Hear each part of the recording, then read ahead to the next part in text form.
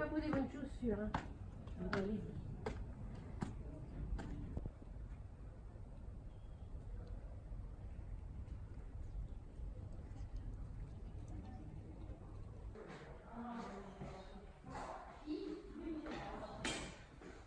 Alors, les deux fils de Louis Kessler, je ne sais plus, je crois que c'est Pierre et Louis, Michel, quelque chose comme ça.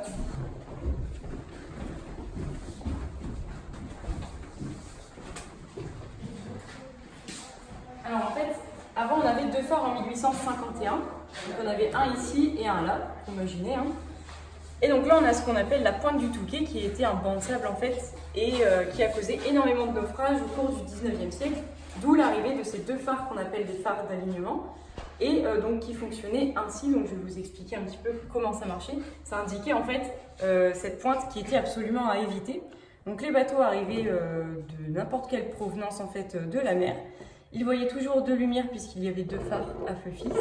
Et lorsqu'ils arrivaient ici, en face de la pointe, enfin au niveau de la pointe, ils ne voyaient qu'une seule et unique lumière puisque les phares d'une même hauteur, donc 55 mètres, étaient alignés l'un derrière l'autre. Donc du coup, ils ne voyaient qu'une seule lumière et à ce moment-là, ils savaient qu'ils avaient intérêt en fait à éviter tout simplement cette pointe qui constituait un grand danger pour les bateaux, pour les navires. Voilà. Donc du coup, il fallait garder une certaine distance avec la pointe pour que ça puisse fonctionner, sinon ça n'avait aucun sens de la mettre, de les positionner plus près. Voilà. Et il y a une autre raison au fait qu'on soit si éloigné de la mer, c'est que le Touquet subit un phénomène qu'on appelle le phénomène d'ensablement. Donc je vais vous montrer plutôt sur ce plan-là. À l'époque des phares, donc en 1851, le rivage se dessinait à peu près hein, vraiment ici en fait. Voilà, donc le trait de côte se dessinait ici. Puis en 1882, donc à l'époque de ce premier lotissement qui a fondé d'ailleurs la station Paris-Plage, le rivage se dessinait au niveau du boulevard actuel en fait. Voilà, à peu près ici. Et alors depuis, on a gagné tout ça de plage en plus. Voilà, à savoir que ce cordon dunaire date plutôt, enfin est arrivé après, à partir des années 60 en fait. Donc, phare et balise, donc c'est pas Paris-Plage, hein. Paris-Balise. Souvent qu'on cherche et qu'on essaye de deviner. Alors c'est phare et balise en fait, c'est le service national qui est chargé de s'occuper de l'entretien des lanternes. Je sais pas. Allez, non,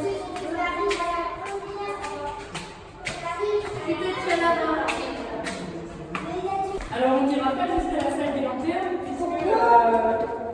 Pardon. En fait c'est pour une question de survie finalement. Il y a du mercure en fait dans la salle des lanternes et donc c'est toxique. Qui nous empêche d'entrer dans la salle des lanternes. Alors c'est pas grave.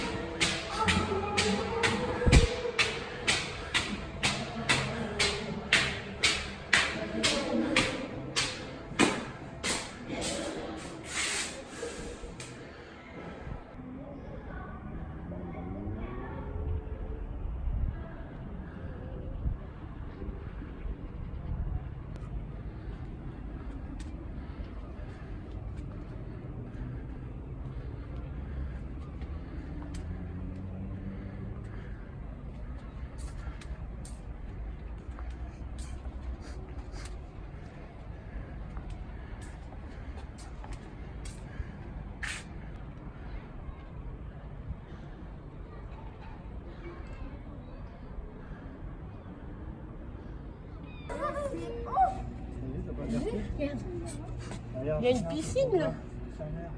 Cool.